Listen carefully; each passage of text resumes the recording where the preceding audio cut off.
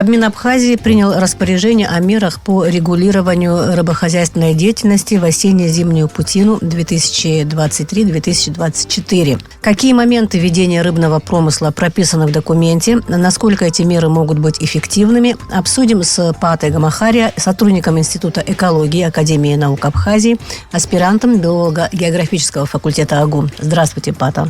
Здравствуйте.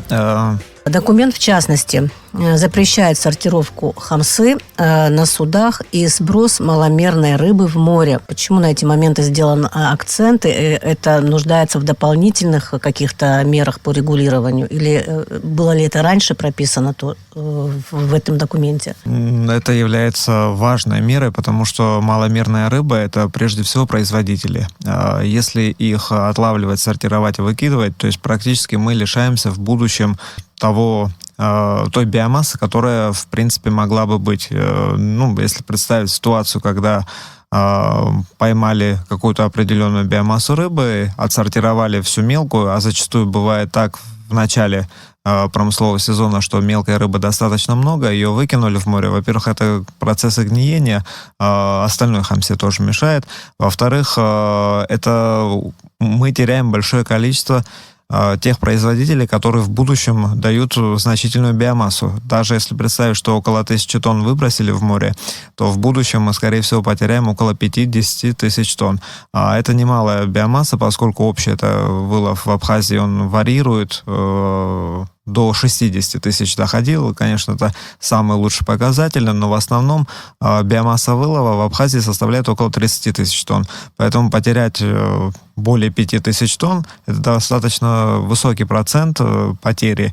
И, в принципе, для экосистемы это плохо, и для самого вида плохо, и для рыбохозяйственной деятельности тоже оказывает отрицательное влияние на всю деятельность. Вообще не совсем понятно, как вообще поступают на практике обычно рыбаки? То есть они выбрасывают вот эту мелкую рыбу? Вообще на практике, скорее всего, для рыбаков действительно эта ценность не имеет, и они выбрасывают. И замечательно, что в этом году это было прописано, что это уже на каком-то государственном уровне регулируется, потому что иначе все те процессы, которые происходили до этого, приводили к отрицательным результатам, и нельзя исключать, что в какой-то степени снижение биомассы, которое происходило на протяжении последних лет, вылова, да и в принципе зимующие хамсы, одним из факторов являлось именно то, что рыбаки выбрасывали эту хамсу маломерную. Это, конечно, не определяющий фактор для общей биомассы. То есть, если они не выбрасывают, допустим, мелкую рыбу, как они ее используют? В принципе, ее можно использовать по назначению. Как и крупную, так и мелкую рыбу. У них разницы немного. Просто размер ячей надо по-другому отрегулировать. Видимо, это уже, когда начнется промысел, будет регулироваться тоже на другом уровне. То есть сейчас размер ячей, он позволяет проходить мелкой рыбе в сеть и, соответственно, накапливать ее. Когда размер ячей еще... А что такое ячей? Это сеть, рыболовная сеть, и она сплетенная в форме сети, и там есть размер, через который она может пройти. То есть это такой квадратик в обычной сетке. Чем меньше квадратик, тем меньше вероятность того, что маленькая рыба проникнет в нее. Поэтому размер ячеи, он четко регулируется. И для хамсы он имеет свои определенные размеры.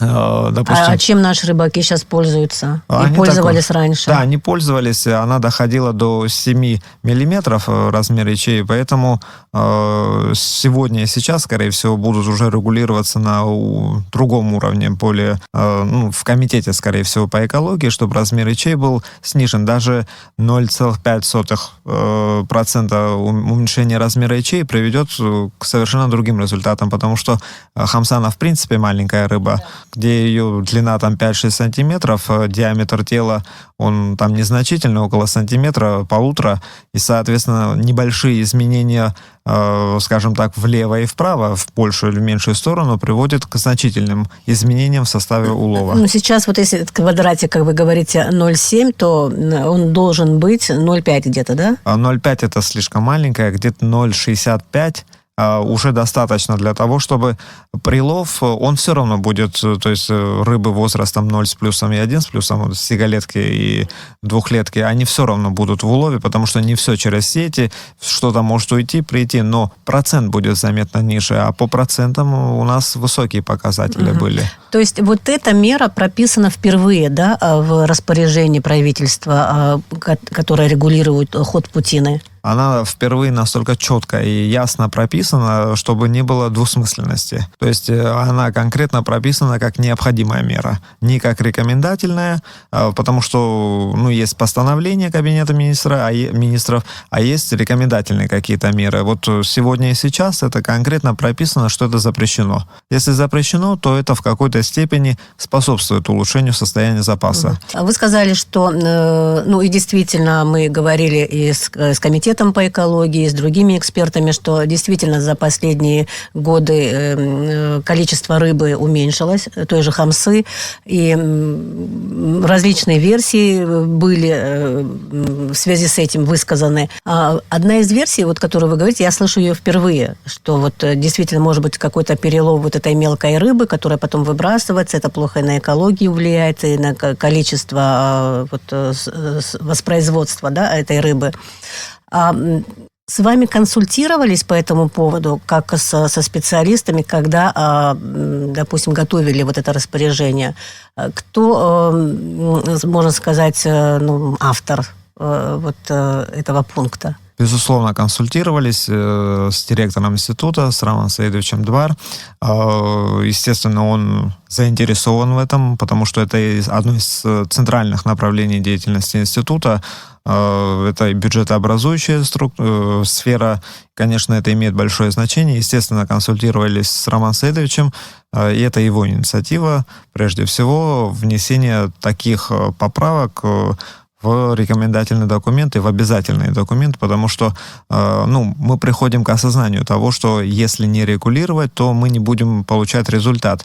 Если бы это был просто вылов какой-то рыбы для исследования, то, конечно, для бюджета это никакого значения бы не имело. Но когда это имеет значение для бюджета и значительное, так скажем, там немалая сумма перечисляется в бюджет государства, то, естественно, здесь необходимо регулировать и учитывать всю мировую практику, российскую в том числе, для того, чтобы получать максимальный улов при тех условиях, в которых мы находимся. Потому что по-другому невозможно получить те результаты, на которые надеются рыбодобывающие компании. Всегда проблема остается тот момент, как на практике будет воплощаться то или иное решение. В частности, это решение, тут написано, что в случае обнаружения сброса рыбы в море в обязательном порядке направлять соответствующие материалы в Минсельхоз Абхазии. Это что, такая санкция? Дальше для дальнейшего принятия, поскольку документ обязательный порядок впервые приобрел, соответственно, санкции и все остальное, и меры, которые будут приниматься к нарушителям, определяться будут там. Но сам факт того, что эта мера есть, и с учетом того, что ОДУ все-таки 27 тысяч тонн, а не 60 тысяч тонн, это будет отражено на финансовой части. И, соответственно, я думаю, хоть в какой-то степени, но это будет способствовать тому, чтобы соблюдался этот закон. Может быть, он не сразу с этого года начнет работать прям в полной мере, но постепенный приход к тому, что это необходимо, уже большой прогресс для регулирования промысла. Кстати, вы упомянули о том, что действительно резко сократили количество разрешенного к вылову рыбы, да? Это тоже ученые об этом сказали, об этом настояли, посоветовали? Да, это, естественно, все постановления, касающиеся квотирования, они основываются на данных Института экологии, на выводах, которые у нас имеются. Мы занимаемся этим непрерывно уже 12 лет, но это практически весь период, когда систематический характер носит промысел. До этого, в принципе, он не настолько был систематическим, но за последние 12 лет мы с помощью своих исследований, выводов, анализа данных и вообще имеющейся информации пришли к выводу, что вообще, в принципе, рыбы стало меньше, есть определенные климатические факторы, которые способствуют этому и вызывают какие-то негативные эффекты. Поэтому, в принципе, сегодня и сейчас государство, оно полностью основывается на тех данных, которые предоставляет Институт экологии.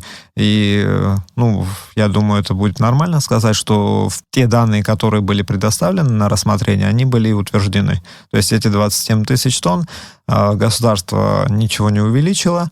Это все ровно то, что было предоставлено Институтом экологии. Для масштабов Абхазии и для наших предприятий, которые задействованы в этой отрасли, да, в рыбной, это достаточно? Этого недостаточно, потому что для одному заводу, для нормального функционирования необходимо около 7 тысяч тонн у нас. Это вынужденная просто мера. Да, то есть, если 7 тысяч тонн обработано, значит, завод нормально себя чувствует, он и зарплату нормально дал, и государству необходимую сумму заплатил. Но с учетом количества заводов, их 7 заводов, мы получаем цифру, что практически в 2 раза эта цифра ниже. То есть один завод, скорее всего, 3-4 тысячи тонн обработает, если такая биомасса будет выловлена. То есть этого недостаточно для нормального функционирования заводов в Абхазии. То есть все равно это будет не совсем, скажем так, для предприятий то, что они хотят, что бы хотели бы, например, да. Но бесконтрольно это не может продолжаться, потому что на самом деле в прошлом году прошлая путина, она просто реально не удалась. И, кстати, все-таки, что бы вы сказали о том, почему не было рыбы именно у берегов Абхазии, когда, допустим, в той же Турции, вроде как мы слышали, все было нормально, в Грузии все было нормально. Чем, вы думаете, это можно объяснить? Здесь этот вопрос, естественно, обсуждался по итогам Путина, и ответ сразу же был найден. Все мы знаем, что была слишком теплая зима. Так все-таки климатический момент. Да, климатический момент. Все может быть просто замечательно в популяционном смысле, в смысле запаса, но если теплая зима, то энергетические затраты Хамсы, которые должна добраться до Абхазии, они не соответствуют тому вообще, что происходит в море. То есть если комфортная температура в Турции, в Грузии, то ей незачем просто плыть в Абхазию, потому что она себя там вполне комфортно ощущает, поэтому она просто не дошла. Важно учитывать, что температура не всей зимы учитывается, там главная температура ноябрь-декабрь. Если Хамса вынуждена пришла уже в ноябре, в декабре, когда похолодало резко, и она уже находится где-то в западной части Грузии и восточной части Абхазии, то уже назад она, конечно, не уйдет. Но если в этот период, ноябрь-декабрь, температура будет недостаточно низкой, то в дальнейшем она просто, скорее всего, не дойдет или дойдет где-то в феврале, в марте, но она будет истощена, скажем так, и даже при достаточном количественном улове мы в биомассе не получим тот результат, который бы хотели. Не то качество будет. Поэтому такие факторы влияют, не зависящие от вообще никого, кроме как климата. Скажите, по ходу путины может ли быть изменено квотирование? Допустим, вдруг очень много рыбы, а тут всего 27,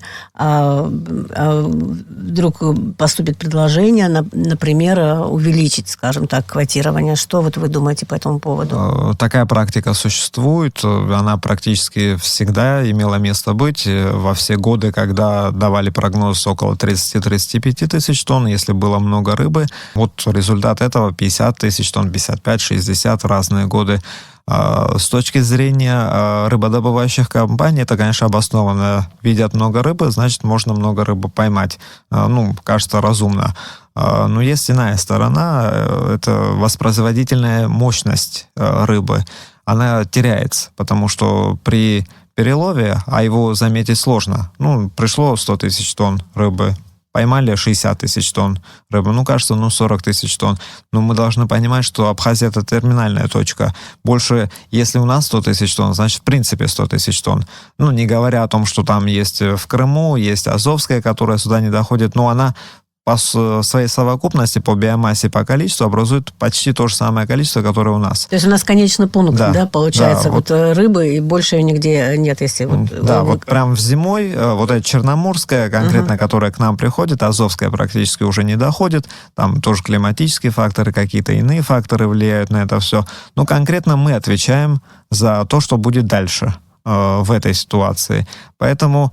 Ну да, может, несправедливо оно выглядит, в принципе, но практически только Абхазия должна регулировать свой промысел. Потому что для Турции это вообще не имеет смысла. У них она проходящая рыба, она у них не задерживается. Для Грузии, в принципе, тоже она терминальная точка считается Абхазия. И самые суровые зимы, она практически вся здесь находится. И вот эти самые суровые зимы как раз-таки и дали нам такую биомассу вылова. Поэтому Абхазия вынуждена регулировать, чтобы всем было хорошо. Но есть обратный эффект этого. Абхазия будет регулировать, чтобы всем было хорошо, но потом Турция и все остальные страны выловят, и Абхазии уже не будет хорошо, потому что они-то свой промысел продолжают. И они не могут погнать сюда рыбу, когда вдруг температура не та. То есть, такой вот заложник ситуации. В этом случае заложником ситуации является Абхазия.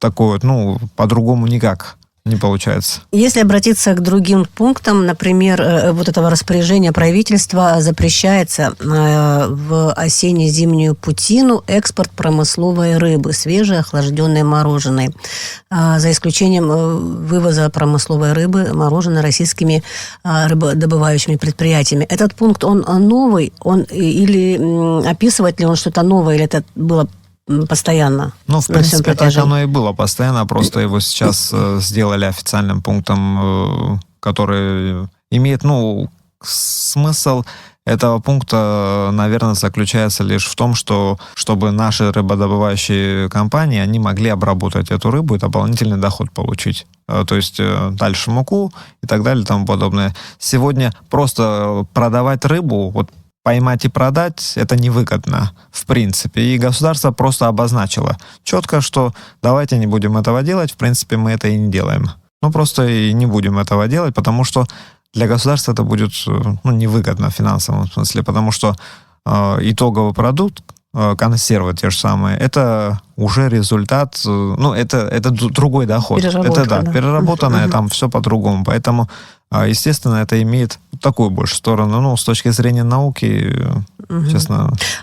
Кстати, слышала и разговоры о том, что у нас мало свежей рыбы продается. Просто у нас для наших жителей, скажем так, свежей рыбы. Раньше на прилавках ее было полно, на том же рынке было полно.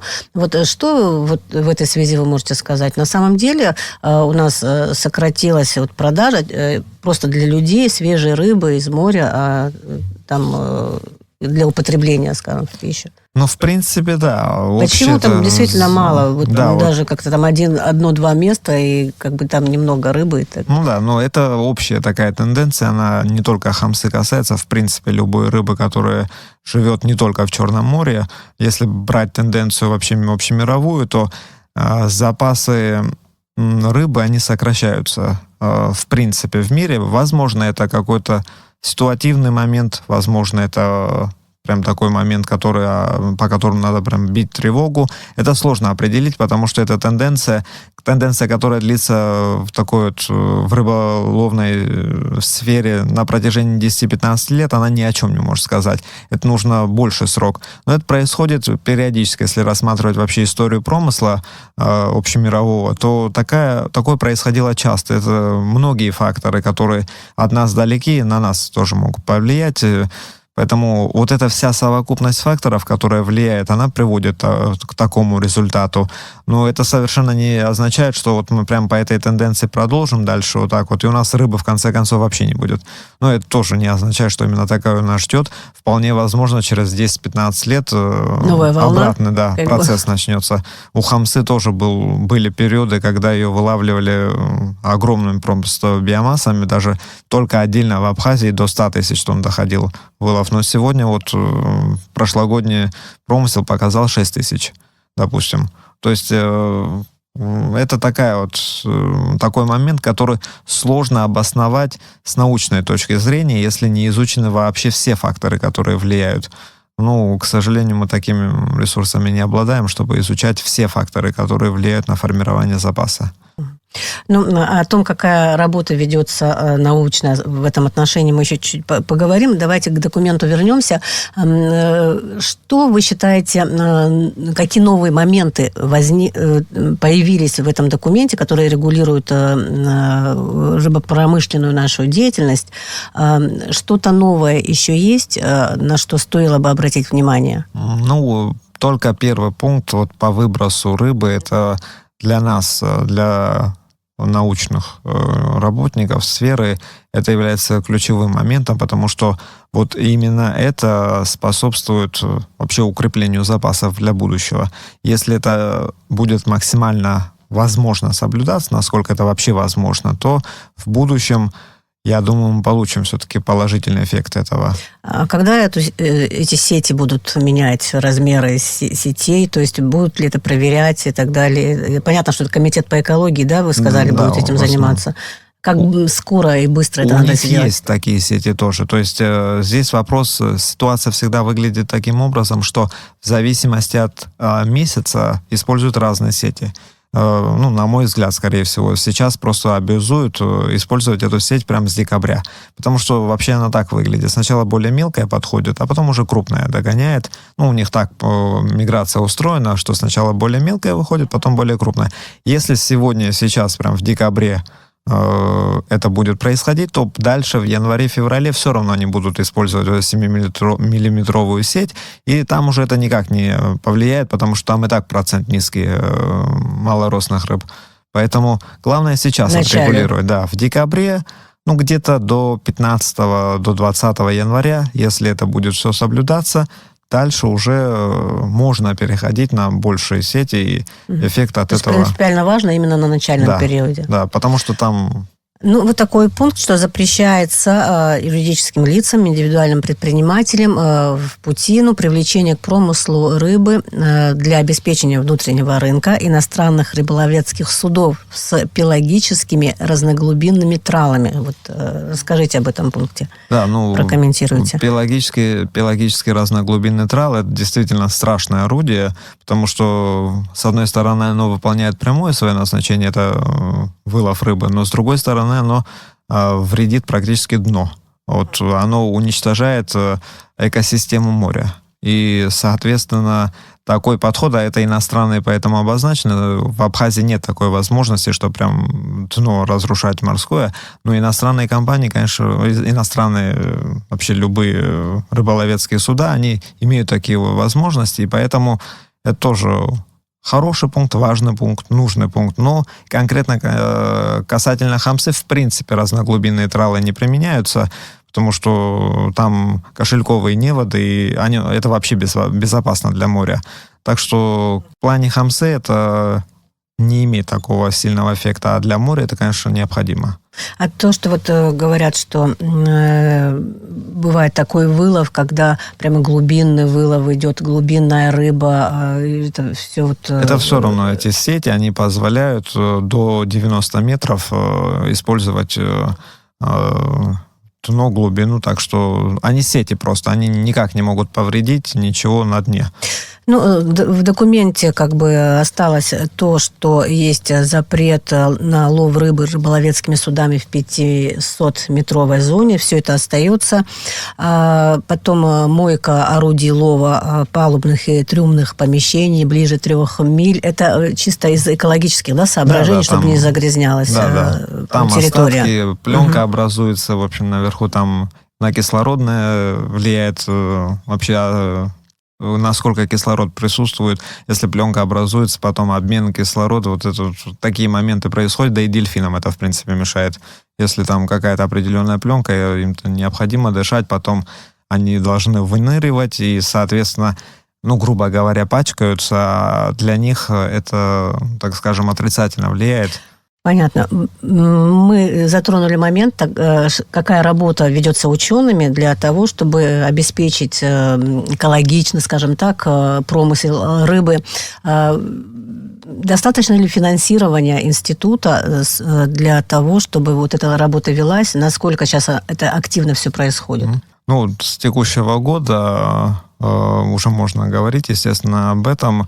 Государство, в парламенте было принято решение, которое очень сильно поспособствовало тому, что наше финансирование выросло. Это государственная целевая программа, которая позволяет нам приобрести все необходимое оборудование. Она так называется, государственная целевая научно-техническая программа, которая касается конкретно определения ОДУ и методов внедрения этих ОДУ в практику. То есть она рассчитана на 5 лет, общий бюджет 7,5 миллионов. Для нас это действительно огромная сумма, потому что она позволяет дооснастить лабораторию.